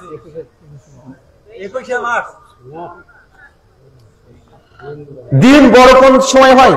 আচ্ছা আরো সহজ ভাবে করে দিই। আচ্ছা দিন বড় কখন হয়? শীতের সময় না গরমের সময়? আচ্ছা ডিসেম্বর মাস শীত না গরম? আরে ডিসেম্বর মাস বড় হওয়া সম্ভবই নয়। 25শে ডিসেম্বর এটা শীতের সময়, কম করা শীত। শীত মানে দিন ছোট রাত বড়, আরে এটা ছোট দিন, ওটা কি ছোট দিন। 26শে জুলাই এটা হচ্ছে সবচেয়ে বিজ্ঞানের ভাষাতে সবচেয়ে বড় দিন, আর শীত যত হবে দিন তত ছোট হবে। দেখেন এর মধ্যে কি আছে, সরিষার মধ্যে ভূত, শোনা বড় হবে, কিন্তু এটা আসলে ছোট দিন। অনেক আমাদের হিন্দু দাদার আছে দেখবেন মনসা পুজোর সময়তে সাপকে দুধ খাওয়ায়। আচ্ছা না ভাইজান, যে সাপ যদি কেটে দেয় এটা ঘটিতে করে বাটিতে করে মা মনসার কাছে গিয়ে বলে, মা মনসা আমার সন্তানকে মারা গেছে, তুমি তুষ্ট হয়েছো, রুষ্ট হয়ে গেছো, তো এই দুধটাকে একটু পান করো। দেখছে দুধ পান করেছে, সাপ এসে দুধ খায়। বা আপনাদের এলাকাতে দেখবেন গ্রাম বাংলার মানুষ অনেকে বলে এরা এই জঙ্গলে মাঠে ঘাটে গরু গুলো চড়ে বেড়ায়, একটা কি যেন বলে সাপটাকে, ডারহাস নাকি, বড় সাপ ডারহাস, ওই ডারহাস সাপ এসে গরুটা দুধ খেয়ে নিয়ে চলে গেছে। বা আছে না সমাজে? আচ্ছা যারা মাধ্যমিক দেননি তারা বলেন তো সাপ দুধ খেতে পারে? আর বাপের ক্ষমতা আছে? হ্যাঁ, তো মানুষের কাছে যে দুধ দিয়ে দিচ্ছে, সাপ এসে দুধ খেয়ে চলে যাচ্ছে। ওই যে গল্প শুনেছেন, ওটা তো সিনেমাতে দেখেছি, সিনেমাতেও দেখা যায় যে সাপ এসে ক্যালবার করে এসে দুধ খেয়ে চলে গেল, মানুষ সাপ হয়ে যাচ্ছে। কোথাকার বিজ্ঞান রে ভাই? ওই যে সাপের সিনেমা দেখেন না ভাইজান, মানুষ এসে হাতটাকে এখেলে ওই সাপ হয়ে ঘোরাঘুরা করতে, এই কোথাকার রে ভাই, কোথাকার মিথ? না বিজ্ঞান আছে না কোনো যুক্তি আছে, কিন্তু মানুষ তারপরে মানছে। মানে আপনাকে বোঝানোর চেষ্টা করলাম কিছু জিনিস আছে যেগুলো মানুষ মনে করছে ধর্ম, কিন্তু ধর্মের সঙ্গে এর যাররা পরিমাণে, সামান্য পরিমাণে, ওই পরিমাণে কোনো লিঙ্ক নেই, এমনি চলছে, এমনি চলছে। মুসলমানের মধ্যে আছে, হিন্দুদের মধ্যে আছে, খ্রিস্টানদের মধ্যে আছে, সব জায়গায় আছে। তাহলে নাস্তিকদের মধ্যে নাই? ওদের মধ্যেও আছে। ওদের মধ্যে একটা বলে দিই তাহলে, হ্যাঁ ওরা বিশ্বাস করে না তারপরেও আছে। আচ্ছা ওরা কি বলে বাংলাদেশে, এসো হে বৈশাখ ডাকে, এই বৈশাখ আসতে পারবে? ও যদি বৈশাখীকে ডাকতো তাও কাজ হতো। বৈশাখী মনে করে একটা মেয়ে যে ডাকতে চলে আসতো, বলছে এসো হে বৈশাখ, বারবার ডাকে আয় আয় আয়। তো বৈশাখের যত ওরা পৃথিবীর মানুষ যদি বৈশাখ আয় আয় করে ওই 1 সেকেন্ড আগে আসতে পারবে? তো এটা অবজ্ঞানিক কাজ করছে না ও? হ্যাঁ, একজন নাস্তিক আমরা বলি কি আসসালামু আলাইকুম ভাই, তোর উপরে শান্তি বর্ষিত হোক, আল্লাহর পক্ষ থেকে রহমত বর্ষিত হোক, বরকত বর্ষিত হোক। নাস্তিক কি বলে, যার সাথে ভাই তোমার জন্য শুভকামনা রইল। শুভকামনা আবার কি রে ভাই? শুভকামনা কে দিবে? তুই 1 কোটি বার যদি বলিস যে তোর শুভকামনা হোক, তোর শুভকামনা হোক, শুভকামনা দেবে কে? তুই তো না আল্লাহকে বিশ্বাস করিস না, কোথা থেকে শুভকামনা আসবে? এটা অযৌক্তিক হলো না? মানে বলছে আমি নাস্তিক, আল্লাহকে মানি না, ওদের তোর দিনটা শুভ হোক। শুভ হোক মানে তুই 1 কোটি বার তুই যে শুভ হোক শুভ হোক করে জিকির করিস, ওর দিনটা শুভ হবে? সকালবেলায় গিয়েছি, দেখেছি আপনার বাড়িতে আপনার বাপ মারা গেছে, আর নাস্তিক গিয়ে বলছে গুড মর্নিং। কি করবেন বলেন এবার? হ্যাঁ, বাপ মারা গেছে, কারণ ওদের ওদের ওদের যে অভিবাদন কি, সকালবেলা good morning, good night, good evening, good afternoon, এটা তো তাদের সম্বোধন, তাই না ভাইজান? তো আপনার বাপ মারা গেছে, ওই জায়গাতে কি বলবি নাস্তিক? তুই বল, কি বলবি? গুড মর্নিং বলবি? বলে তো থাপ্পড় মেরে 24টা না 32টা দাঁত ভেঙে দিবে। ফেলবে কি ফেলবে না? কথা বলেন। দেখেন কন্ট্রাডিকশন নাই। দেখছে আমার বাপ মারা গেছে, ও জানে না, বা আপনার বাপ মারা গেছে নাস্তিক জানে না, সকালবেলা স্কুলে এসেছে, বা আপনি স্ত্রীর সঙ্গে ঝামেলা করে এসেছেন, খুব রাগে মানে স্ত্রীর সঙ্গে ঝামেলা করে হনন করে বাড়ি থেকে বেরিয়ে চলে এসেছেন, স্কুলে ঢুকেছেন, একজন স্যার এসে বলছে গুড মর্নিং দাদা, বলতে মেজাজ কোথায় থাকে এবার? আমার দিন সকাল শুভ, কোথায় শুভ? এখন বউকে পিটিয়ে চলে এসেছে। এটা পরস্পর বিরোধী না? কথা বলেন। ও তো গুড মর্নিং, বলছে গুড নাইট, বাপ মারা গেছে রাত্রিবেলাতে, ওকে গুড নাইট বলছে। আচ্ছা না, কথা বলেন। আচ্ছা নমস্কার, নমস্কার মানে কি? নম, নত হওয়া, স্কার তোমার প্রতি, তোমার প্রতি নমস্কার মানে মাথাকে নত করলাম, তোমার প্রতি মাথা নত করলাম, নিচু করে দিলাম, সম্মানার্থে বলছে। আচ্ছা একটা চোর পুলিশকে বলে স্যার নমস্কার, হ্যাঁ আমাকে ক্ষমা করবেন, ঠিক আছে মেনে নিলাম। পুলিশ কি বলবে? পুলিশ যদি চোরকে বলে যে নমস্কার, তার মানে চোরের কাছে পুলিশকে আত্মসমর্পণ করবে যে আমি ভুল করেছি বাবা। কথা বুঝতে পারলেন ভাই? কাউকে কষ্ট দেওয়ার জন্য না, আমি সবগুলোকে সমালোচনা করছি, মুসলমানের জীবন করছি, সবার মধ্যে ধর্মের মধ্যে কিছু অধর্ম ঢুকে আছে, এই নোংরা গুলোকে বের করতে হবে, নচেত আপনি বুঝতে পারবেন না। একটা চোরের কাছে পুলিশ যদি গিয়ে বলে যে নমস্কার, মানে চোরকে কাছে পুলিশ, এখান থেকে বোঝা যায় যে আসলে সত্য কোনটা আর মিথ্যা কোনটা। তাই বোঝা যায় কি যায় না? কথা বলেন, যায় কি যায় না? যায়। আমি জাস্ট আপনাকে ইঙ্গিত দিয়ে বোঝানোর চেষ্টা করলাম। 2 নম্বর বিষয়, অনেক মানুষ মনে করি আমরা ইবাদত করলাম আল্লাহ কবুল করে নিবে, মনে করছি ইবাদত করেছি মানে আল্লাহ কবুল করে দিবে। মনে রাখবেন ইবাদত করলে আল্লাহ কবুল করেন না, ইবাদত করলে আল্লাহ কবুল করবেন না। প্রমাণ সূরা গাশিয়া সূরা নম্বর 88 আয়াত নম্বর 2 এবং 3। ইবাদত করছে যে ক্লান্ত হয়ে গেল, আবিরাতু নাসুবা, ইবাদত করে করে ব্যক্তি ক্লান্ত হয়ে গেছে, ফাসলা নারুন হামিয়া, আমি আল্লাহ তাকে ধরে জাহান্নামে নিক্ষেপ করে দেব। কাকে বলেন তো ভাইজান? ইবাদত করে করে ক্লান্ত হয়েছে। আপনার মতো আমার মতো না, আমরা আবার ইবাদত করে ক্লান্ত হয় নাকি? কখন হয়েছি? আমরা তো মসজিদে গিয়েছি, আল্লাহু আকবার, ইমাম সাহেব নামাজ পড়ছে ফজরের সময়তে, বলছে আজকে সূরা রহমানটা গোটাটাই পড়বো, চিন্তা আছে, গোটা পড়তে শুরু করে দিয়েছে। মানুষ পেছনে রেগে গেছে, এত লম্বা পড়া কি দরকার? ইমাম সাহেব কাজ নেই, মসজিদে থাকবে, আমার তো দোকান খুলতে হবে।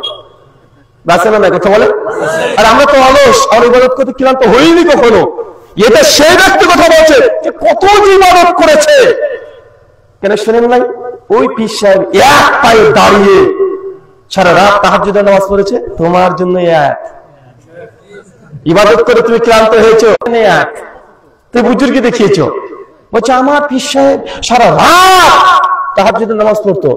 এটা অলিপ্তের পরিচয় নয়, এটা বুজুর্গির পরিচয় নয়, এটা যে ভন্ডের পরিচয়। তোমার সারা রাত তোমার তাহাজ্জুদ পড়তে কে বলেছে? সারা তাহাজ্জুদ পড়তে কে অনুমতি দিয়েছে? আল্লাহ নবী তিনি প্রথম যখন কোরআন কমপ্লিট অবতীর্ণ হয়নি, আল্লাহ নবীও সারা তিনি নামাজ পড়তেন, পা মুবারক গুলো ফুলে ফুলে যেত। আল্লাহ সঙ্গে সঙ্গে কোরআনের আয়াত নাজিল করে দিচ্ছেন, ইয়া আইয়ুহাল মুদাম্মিল, হে মুদাম্মিল। আল্লাহ নবীকে বলছে, হে আমার দোস্ত বন্ধু, আপনি সারা নামাজ পড়ছেন, আমি জানি আপনি নামাজ পড়তে চান, কিন্তু সারা নামাজ পড়েন না। রাতের কিছু অংশ আপনি নামাজ পড়েন আর কিছু অংশ ঘুমান। ঘুমাবে মুমিন ছিল না। এই পার থেকে ও পার চলে গেলাম, একদম বরিশাল পার করে দিলাম, ফেরি ছিল না। পীর কত কি করতে পারে? আমি বলেছিলাম যে ভাই, পীরের যদি এতই মুজিজা আর কারামত থেকে থাকে, তো আমার ছেলের বয়স 2, এখনো খতনা দিইনি, তোমার পীরকে একটু কারামত দিয়ে আমার ছেলের খতনা করে দিতে বলো তো, একটু দেখি, যেন রক্ত না করতে গিয়েছে সে বেটা ধরা পড়েছে। কেন? সিসি ক্যামেরাতে। অনেক আছে কিছুদিন আগে আমাদের ইন্ডিয়াতে দুর্গাপূজার সময়তে একটা বড় মন্দির আছে, মন্দিরের মধ্যে থেকে পানি টপ টপ টপ টপ করে পড়ছে, আর অনেক মানুষ গিয়ে পানি গিয়ে ভগবানের প্রসাদ বলে এবং খাচ্ছে, আর ঠান্ডা। পরবর্তী সময় তদন্ত করে দেখা গেল কিছুই না, ওটা হচ্ছে এসির পানি লিক করেছে। এসির পরে হিন্দু সনাতনীরা আছে যে বিজ্ঞান মনস্ক নাস্তিক টাইপের, মানে আপনাদের বাংলাদেশে যেটা সুশীল সমাজ বলে, ইন্ডিয়াতে আছে এই ক্যাটাগরির লোক। ওরা কি করলো, আরে ওরা বিজ্ঞানে বলছে, সায়েন্সে বলছে সাপ তো দুধ পান করে না, তো এত দুধ মন্দিরে কেন দেয়? ওরা তদন্ত করলো যে কি হয় দেখি তো বিষয়টা, গিয়ে দেখছে সাপকে যে দুধ খাওয়াচ্ছে, দেখছে যে দুধ খাচ্ছে আসলে দুধই না, পানিকে রং মিশিয়ে দিয়েছে সাদা। কারণ দুধ হজম করার জন্য সাপের যে এনজাইমের দরকার, সেলুলোজের দরকার, সাপের শরীরে সেই এনজাইম সেই সেলুলোজ নাই, তাই সাপকে যে জোর করে দুধ পান করে দেন ওই সাপ। আর আরেকজন একটু একটু মনে মনে হাসি দেয়, সে হচ্ছে নাপিত। কেন জানেন? নাপিত হাসে যে তোর বাপ মরেছে, মানে বিশেষ করে অমুসলিম মানে হিন্দু সনাতনী যারা আছে, তোর বাপ মরেছে, তোর 14 গোষ্ঠীকে টাকরা করবে বাপ, ওর কাছ থেকে বেড়ে গেল, ভালো ভাই যান 14 গোষ্ঠীকে টাকরা করবো। আর পণ্ডিত যিনি আছেন, পুরোহিত যিনি আছেন, যে তোর বাপ মরেছে এখন পিন্ডি চটকাবো, মানে একাদশী একদম চলবে, কত রকমের অনুষ্ঠান সব চলবে, আর সমস্ত জিনিসগুলো ঠাকুরের ঝুলিতে চলে আসবে। এই আপেল টাকা ঠাকুরের ঝুলিতে, এই জিনিসটাকে সন্দেশটাকে ঠাকুরের ঝুলিতে ও নিয়ে একদম ব্রাহ্মণজি পৈতা নিয়ে চলে গেল, ছুটে চলে গেল। মৌলবি সাহেব কম না আমাদের, বাপ যদি মারা যায় মৌলবি সাহেবকে দেখা যায় যে মাছি মতো এই মরা বাড়ির পাশে ভন ভন ভন ভন ভন করে ঘুরে বেড়ায়। আর যার বাপ মরেছে তাকে গিয়ে বলবে যে দেখেন সবার বাপ বাবা বেঁচে থাকে না, বাবা কুল্লু নাফসিন জায়গাতুল মউত, জীব মাত্র মৃত্যুর স্বাদ গ্রহণ করবে, সবার বাপ বেঁচে থাকে না। বাপ মরে গেছে, তার কবরে যেন মাপ পায়, এই জন্য কিছু করতে হবে তোমরা বেটা হিসেবে। এখন আপনি বেটা, তাই তো কিছু তো করতে হবে, আব্বাকে তো দুনিয়াতে দেখিনি, কিছু একটা করতে হবে। কি করতে হবে? বলছে তোমার বাপের নামে কোরআন এখন খতম দিতে হবে, এখন একবারে খতম দিতে হবে। তাই ঠিক আছে, হুজুর চলে এসেছে 10 জন এই কোরআনের হাফেজ নিয়ে, 30 পারা কোরআনের 1 পারা 2 পারা করে দিয়ে দিয়েছে। আপনার বাপের মাথা কাছে গিয়ে পড়ছে কোরআনের আয়াত। কি পড়ছে জানেন? আমরা তো বাঙালি, আমরা অতটা তো বুঝি না, পড়ছে আপনার বাপের কাছে গিয়ে, ইয়া আইয়ুহাল্লাযীনা আশাশিগণ তোমরা জিনার ধারের কাছে যেও না। মরারা জিনা করতে যাবে নাকি? বুঝতে পারলেন না? ও তো মরা রে ভাই, ও তো মরা, ও এখন ওই কাজ করতে যাবে? এটা হচ্ছে করছে আমাদের কাছে। আমার আপনার বাপের কাছে আরেকজন গিয়ে পড়ছে, ইয়া আইয়ুহাল্লাযীনা আমানু ইন্নাল খামরু ওয়াল মাইসির ওয়ান সাব ওয়াল আসলাম। এর বাংলা মানে কি? হে বিশ্বাসীগণ তোমরা মদ খাইও না, তোমরা জুয়া খেলো না, মূর্তি পূজা করো না, তারপরে জাদু বিদ্যাও না। আর আমরা বাঙালি, একটু যদি কেউ আরবি বলেছে ভাবতে বাপ বড় বুজুর্গ, এটা আরবি শুনলে বড় বুজুর্গ। বাঙালিদের অনেক দোষ আছে। কাউকে যদি দেখেন যে ইংলিশে 2-4টা ফটফট করে কথা বলেছে, বলছে আই ডোন্ট নো, বাবা কত বড় শিক্ষিত রে, বাবা লন্ডন ফেরত রে, ও বলেছে আই ডোন্ট নো, মানে জিজ্ঞেস করেছেন যে ভাই এই জিনিসটা জানিস, বলছে I don't know, I think I know. আরে বাপরে, 4টেখানে ব্যাপার নাকি রে, কত বড় শিক্ষিত, ইংরেজি বলেছে ওর বেটা। মানে এখনই এই সাদা পৃষ্ঠাতে কিছু না, মনের মতো আপনার উপর আমার রাগ হয়েছে, প্রচুর রাগ হয়েছে, মানে আরবিতে কিছু গালিগালাজ লিখে দিয়েছি, খিঞ্জির হিমার সব লিখে দিয়েছি একদম বড় বড় অক্ষরে করে টাইপ করে। যদি রাস্তাতে আপনাকে দেখা হয়েছে, সরাসরি গাল দিতে পারবো না, এটা লিখে যদি দিই, এই যদি আপনাকে দিই, আপনি এটা নেন, আপনি যদি ছোঁয়া দেবেন কেন, উঁচু নেই, ওটাতে গালি লেখা আছে। কি লিখেছে বলেন তো ভাইজান? আপনার মা মাসি তুলে গালি লেখা দেওয়া আছে, আপনি এই অজু নাই মানে তুলে সঙ্গে সঙ্গে চোখে মুখে চুমু দিয়ে বুক পকেটে পিছনে রাখা যাবে না, কেন ওটা পাছা। বাবা মানে ফেরেশতা দিয়ে গেল আমাকে আজকে, একদম এই কাগজটাকে নিয়ে দোকানে গিয়ে একদম খাড়া করে বেঁধে ভাবছে যে ধূপকাঠি দিয়ে ভাবছে আজকে মেলা বেচা কেনা হবে। ওতে কি লিখেছে বলেন তো ভাই? গালিগালাজ লেখা আছে। কেন এরকম হুজুর আছে না ভাইজান, কি যেন খেঁচে মাচ্ছে 1, 2, 3, 4 আরবিতে লিখে দেয়, আরে তরবারের ছবি এঁকে দেয়, কি একটা ভূতের মতো ছবি, একটা মুন্ডু এঁকে দেয়, হাত পা এঁকে দেয়, আর দোকানে দেখি ঝুলছে। আর আপনি ভাবছেন বেচা কেনা বেশি বাড়বে। যদি বেচা কেনা বেশি বাড়ে তো হুজুর কেন বিক্রি করে খায়? কথা বলে বুঝতে পারলেন না?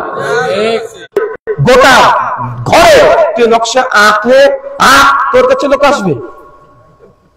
বাঙালিকে কত ধোঁকা দেওয়া হচ্ছে, কত।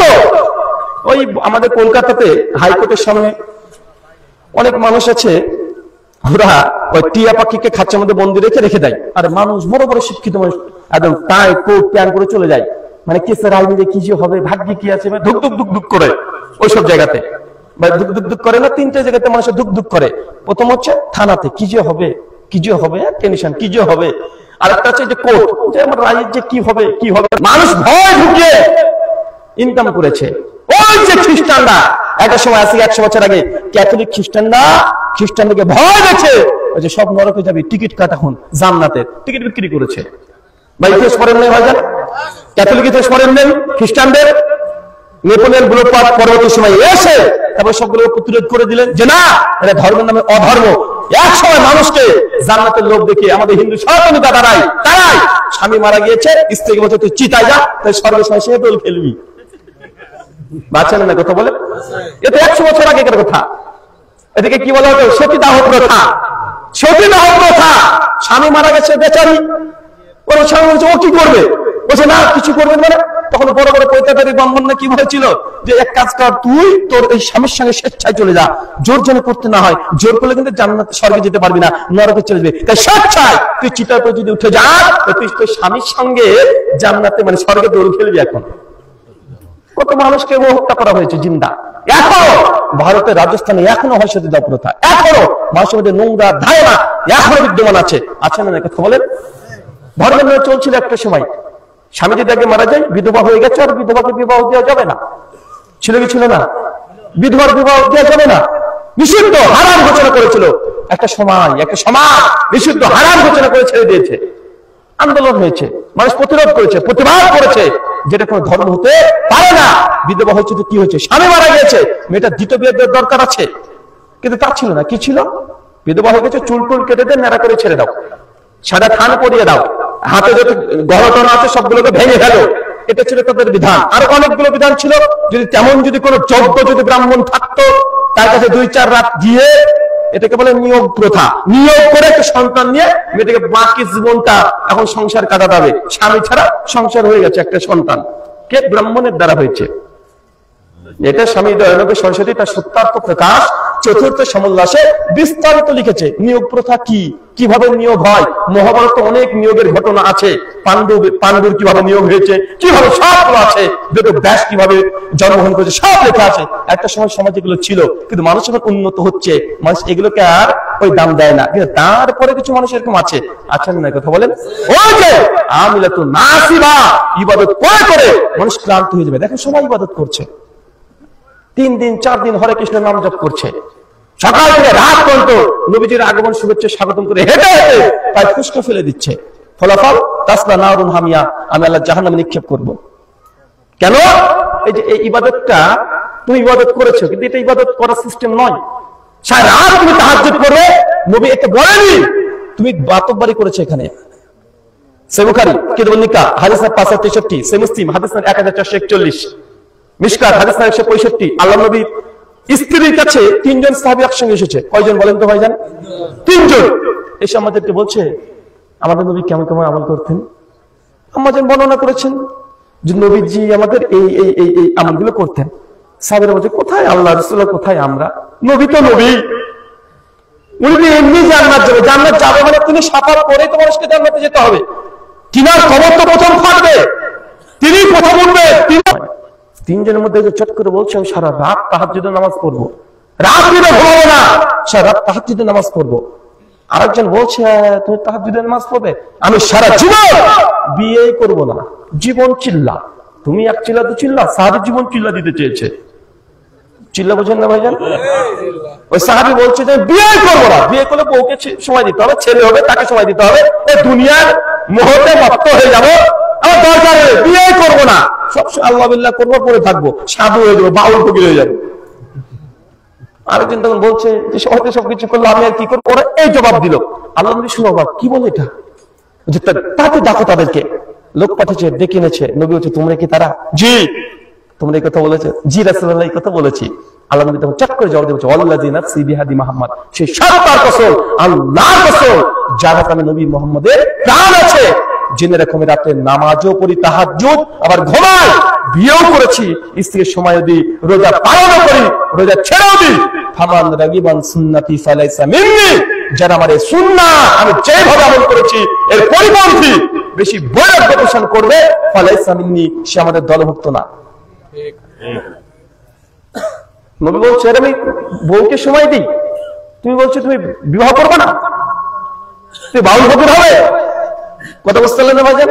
ইসলাম কোনো বৈরাগ্যের ধর্ম নয়। মানে এই যে বৈষ্ণব মতবাদ যেটা আছে যে বিয়ে করবো না, শাদী করবো না, বৈষ্ণব হয়ে গেলাম, ইসলাম এটা বিরোধিতা করেছে। ধর্ম তো ওটাই, জঙ্গলে গিয়ে বাপ মার দায়িত্ব না নিয়ে, সন্তানের দায়িত্ব না নিয়ে, স্ত্রীর দায়িত্ব না নিয়ে, প্রতিবেশীর হক রক্ষা না করে যে কেউ ধার্মিক হতে পারে।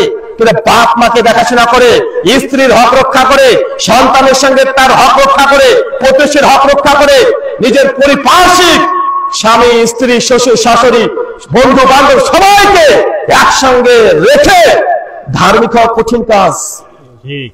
ধার্মিক না জঙ্গলে বসে উলঙ্গ অবস্থা ধ্যান করছে, ও এটা ধার্মিক নয়। রক্ত দেখলে দেখে ভয় পায়, রক্ত দেখলে হিসু করে যায়। একে মনে করলো পীর। আছে না নাই? কথা বলেন, আছে না নাই? আরে ধর্ম তো ওটাই। আমি একদম এগিয়ে কথাই বলি যে জঙ্গলে উলঙ্গ অবস্থায় ধর্ম করার চাইতে নিজের স্ত্রী থাকবে, স্ত্রী আপনাকে বারবার উল্টা পাল্টা পাইতে বলবে, গালিগালাজ করবে, ভুল ভাল বলবে, ধৈর্য ধারণ করবেন আর জিকির করবেন আর শুনবেন, ধৈর্য ধারণ করবেন, এটা বড় ধার্মিক। এই যে ধৈর্য ধারণ করছেন এটা অনেক বড় ইবাদত। বোর বকাঝকা খাওয়া আর মুখ বন্ধ করে রেখে ধৈর্য ধারণ করা আর মনে মধ্যে আল্লাহ কি উল্টো পাল্টা বলছে, আল্লাহ আল্লাহ তুমি তাকে ক্ষমা করে, এই যে কথাগুলো বলবেন না, এটা অনেক বড় ধার্মিকের পরিচয়। সুনান আবু দাউদ 4,800 নম্বর হাদিস, আল্লাহ নবী বলছেন যে ব্যক্তি নিজের হক জানার পরে সত্য জানার পরেও যে চুপ থাকে, কি থেকেছে বলেন তো ভাইজান? চুপ থেকেছে। তাহলে এই ব্যক্তির জন্য নবী বলছেন বাইতুল ফিল জান্নাত, তাকে আমি জান্নাতে ঘর দিয়ে দিব। মানে আপনি জানছেন বউ উল্টো পাল্টা বকছে, এমনি বকছে, আর মেয়ে মানুষ তো এমনি উল্টো পাল্টা বকবে, ওটা পরে ধৈর্য ধরে করে শুনতে হবে। তার মানে ধার্মিক ওই ব্যক্তি না যে জঙ্গলে গিয়ে বসে থাকে, যেটা খানকা করে বসে আছে, যেটা মন্দিরের সংসারে বসে আছে, না।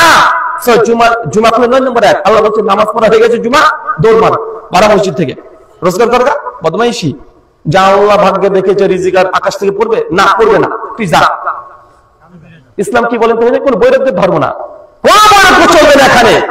আল্লাহ বলছে আমিলাতুন নাসিবা, ইবাদত করে করে কিছু মানুষ ক্লান্ত পরিশ্রান্ত হয়ে গেছে। আল্লাহ বলছে তাসলা নারুন হামিয়া, আমি আল্লাহ তাকে ধরে জাহান্নামে নিক্ষেপ করে দেবো। এখন এই কলিপি মানুষগুলোকে বেশি ভাব নিতে গিয়েছিল, বুজুর্গের সাজতে গিয়েছিল, অনেক বড় আল্লাহর ওলি সাজতে গিয়েছিল, অনেক বড় পণ্ডিত সাজতে গিয়েছিল, জাহান্নামে যা।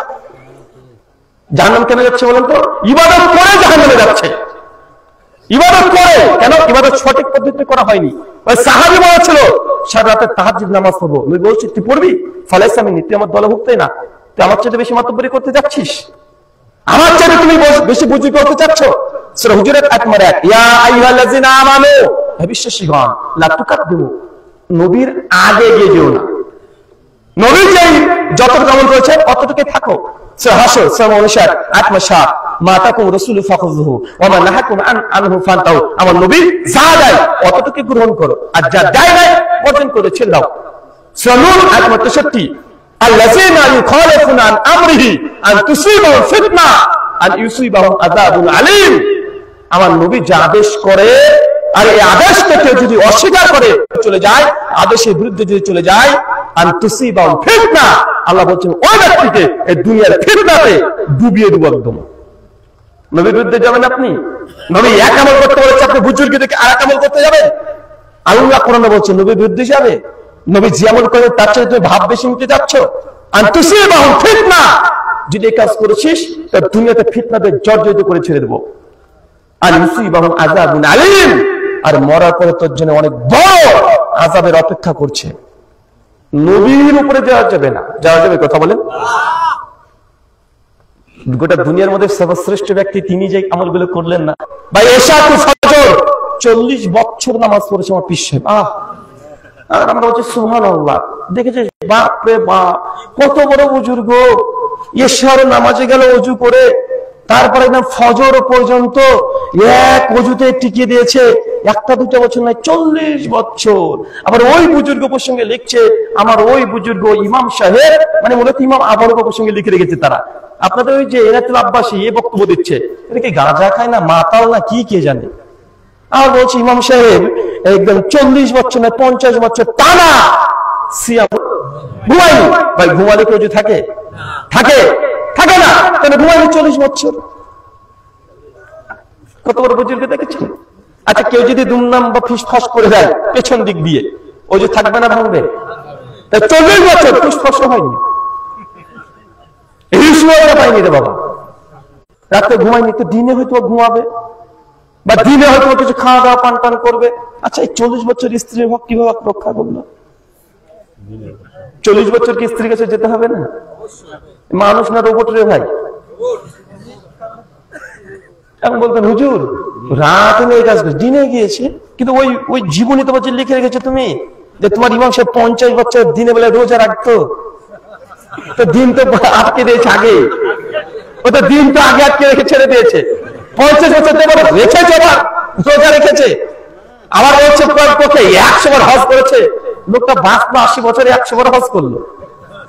হজ কি জীবনে 2 বার করা যায়? মানে 1 বছর 2 বার করা যায়? কথা বলেন। আরে হজ তো 10 জিলহজ একবারই হবে। বলছে আমার ইমাম সাহেব 100 বার হজ করেছে। আরে একটা হজ যদি করতে হয় বছরে তো হজ একবার ফরজ হয়, একবার করা যায় 10 জিলহজ এই তারিখে করা যায়। তোমার ইমাম সাহেব মানে বেঁচে ছিল পৃথিবীতে 80 বছর, 100 বার করলো কিভাবে? হিসাবে তো ধরে না। কথা বুঝতে পারলেন না ভাইজান? মানুষকে ধোলা দেওয়া হচ্ছে। বলছে একদিন হাসান বসরি আর রাবিয়া বসরি, 2 বড় বুজুর্গ। হাসান বসরি হচ্ছে একজন মানুষ, ছেলে মানুষ, আর রাবিয়া বসরি হচ্ছে একজন মেয়ে মানুষ। রাবিয়া বসরি অনেক বড় আল্লাহর একজন ওলি, মেয়ে মানুষ, তার অনেক ভক্ত। পিসের ওয়াজ করছে আর আমরা না তাকবীর সুবহানাল্লাহ বলছে। কি বলছি জানেন? বলছে রাবিয়া বসরি কিছু মুরিদ আছে, একদিন দেখছে রাবিয়া বসরি নামাজ পড়ছে, সারা রাত নামাজ পড়ছে। আর হাসান বসরি কিছু মুরিদ এসে দেখে নিয়েছে, আর কন্টেস্ট চলছে যে ওই গ্রামে একটা মেয়ে, বড় বুজুর্গ মেয়ে আছে, খুব ইবাদত গুজার বান্দি আল্লাহ। তো হাসান বসরি মুরিদ বলছে আমার পীর সাহেবের চাই তো, দাঁড়া দেখবো কি করে। চলে এসছে, এসে দেখছে যে সারা রাত নামাজ পড়ছে। তখন হাসান বসরি গিয়ে বলছে যে মেয়েটি সত্যি অনেক বড় ইবাদত, আপনার চাইতে বেশি ইবাদত করে। তো কি করে? যে সারা রাত তাহাজ্জুদে দাঁড়িয়ে থাকে, এক পায়ে দাঁড়িয়ে। হাসান বসরি তখন করলো কি, দেখছি তোকে। হাসান বসরি চলে গেছে বাইরে গিয়ে, শীতের মধ্যে ঠান্ডা কনকনা, জায়নামাজ কিচ্ছু নেয়নি, ছলছলে পানি আছে, পানির মধ্যে দাঁড়িয়ে নামাজ পড়তে শুরু করেছে। এখন রাবিয়া বসরির ভক্ত যারা আছে, মুরিদ যারা আছে, ওরা এসে দেখছে আরে সর্বনাশ, এই লোকটা তো আরো বড় বুজুর্গ। ও তখন গিয়ে ওদের পীর মাকে গিয়ে বলেছে যে ওই হাসান বসরি নামক একজন আছে, ও দেখছে ঠান্ডার সময় কনকনা ঠান্ডা, আর ঠান্ডা পানিতে দাঁড়িয়ে দাঁড়িয়ে নামাজ পড়ছে। তাই এবার আমি দেখছি। এখন ও গিয়ে করেছে কি, ও তখন নদীর মধ্যে চলে গেছে, নদীর মধ্যে চলে গিয়ে ওই নদীর উপরে দাঁড়িয়ে দাঁড়িয়ে নামাজ পড়ছে, এক গলা একদম এক গলা ডুবিয়ে দিয়ে। মেয়ে মানুষ তো রুকু সিজদা করলে এদিকে বেরিয়ে যেতে পারে, তাই পর্দা ঠিকঠাক রেখেছে, মানে এক গলা পানির মধ্যে ডুব দিয়ে মানে দিচ্ছে। হাসান বসরি মুরিদ তখন করেছে কি, আরে বাবা এরকম এক গলা পানির মধ্যে, ও গিয়ে হাসান বসরি বলছে এক গলা পানির মধ্যে দাঁড়িয়ে ও ইবাদত করছে। কত বড় ইবাদত গুজার বান্দি দেখেছেন? হাসান বসরি করছে দাঁড়া তোকে এবার দেখাচ্ছি। ও চলে গেছে জায়নামাজ নিয়ে, সমুদ্রের উপরে জায়নামাজ পেতে দিয়েছে, সমুদ্রের উপরে বুঝতে পারলেন, পেতে দিয়েছে। ডুববেই না, যা আমি এত বড় বুজুর্গ, ডুববেই না। ও সমুদ্রের উপরে আলিফ লামের মতো দাঁড়িয়ে ও নামাজ পড়ছে। ভাই আলিফ লামে দেখেন না ভাইজান, ওই যে আলিফ লামেতে একটা মাদুর পেতে দেয় আর আকাশে উড়ে বেড়ায়, এরকম তবে এগুলো বদমাইশি না? যারা আল্লাহর ওলি হয় তারা কখনো তাদের ইবাদত প্রকাশ্যে মানুষের সামনে নিয়ে আসে, তার গোপনে করে, লুকিয়ে রাখে। যারা আল্লাহর ওলি তারা লুকিয়ে রাখে। আর তোমার ওলির ইবাদত এত কম্পিটিশন দিচ্ছে, মানে তোমার ওলি গেলে ওলি না, সবগুলো খাটাস বদমাইশের একদম বড় ধরনের হুনু যদি কেউ থেকে থাকে তোমার পীর সাহেব। চলছে। আল্লাহ বলছেন আমিলাতুন নাসিবা, ইবাদত করে মানুষ ক্লান্ত পরিশ্রান্ত হয়ে গেছে, তাসলা নারুন হামিয়া, তারপরে আমি তাকে জাহান্নামে নিক্ষেপ করব। মানে আপনাকে বুঝতে হবে কোরআনের আয়াত আল্লাহ কার দিকে নিসবত করছে। কোরআন যখন বলছে যে ইবাদত করে মানুষকে জাহান্নামে যেতে হবে, তবে জেনে রাখেন নিঃসন্দেহে মানুষকে জাহান্নামে ইবাদত করে যেতে হবে। এরকম কিছু মানুষ থাকবে, তার মানে বুঝা গেল ইবাদত 2 ধরনের। কয় ধরনের? 2 ধরনের। এক ইবাদত করে জান্নাত যাওয়া যায়, আর এক ইবাদত করে জাহান্নামে যাওয়া যায়। মিশকাত হাদিস 205 আল্লাহ নবী বলছেন কিয়ামতের মাঠে 3 শ্রেণীর মানুষকে প্রথম তোলা হবে। তার মানে প্রথম হুজুরকে, কাকে? হুজুরকে বল হুজুর তোমাকে অনেক জ্ঞান দিয়েছিলাম, ইলম দিয়েছিলাম, অনেক হিফজ করেছিল, কোরআন কি করেছো? ও গর্ব করবে, আল্লাহ তুমি আমাকে হাফেজ বানিয়েছিলে, মানুষকে আমি শুধু কোরআন পড়িয়েছি, কোরআন পড়েছি, সুন্দর সুন্দর বড় বড় কম্পিটিশন করেছি, বড় বড় অস্কার পুরস্কার নিয়ে চলে এসেছি। আল্লাহ বলে আনতা কাযযাবতা, তুই মিথ্যা কথা বলছিস, তুই আমাকে খুশি করার জন্য পড়িসনি, তুই মানুষকে দেখানোর জন্য পড়েছিস, পুরো প্রাইজ নেওয়ার জন্য পড়েছিস। আনতা কাযযাবতা, তুই মিথ্যাবাদী। ফেরেশতা এই ব্যক্তিকে ধরে জাহান্নামে নিক্ষেপ করো। ফেরেশতা এসে ওই ব্যক্তিকে টেনে হিসড়ে উল্টো করে জাহান্নামে নিক্ষেপ করে দিবে। কাকে বলেন তো? কাকে? হুজুরকে। কাকে? এটা কার শাস্তি? কার শাস্তি? হুজুরের শাস্তি।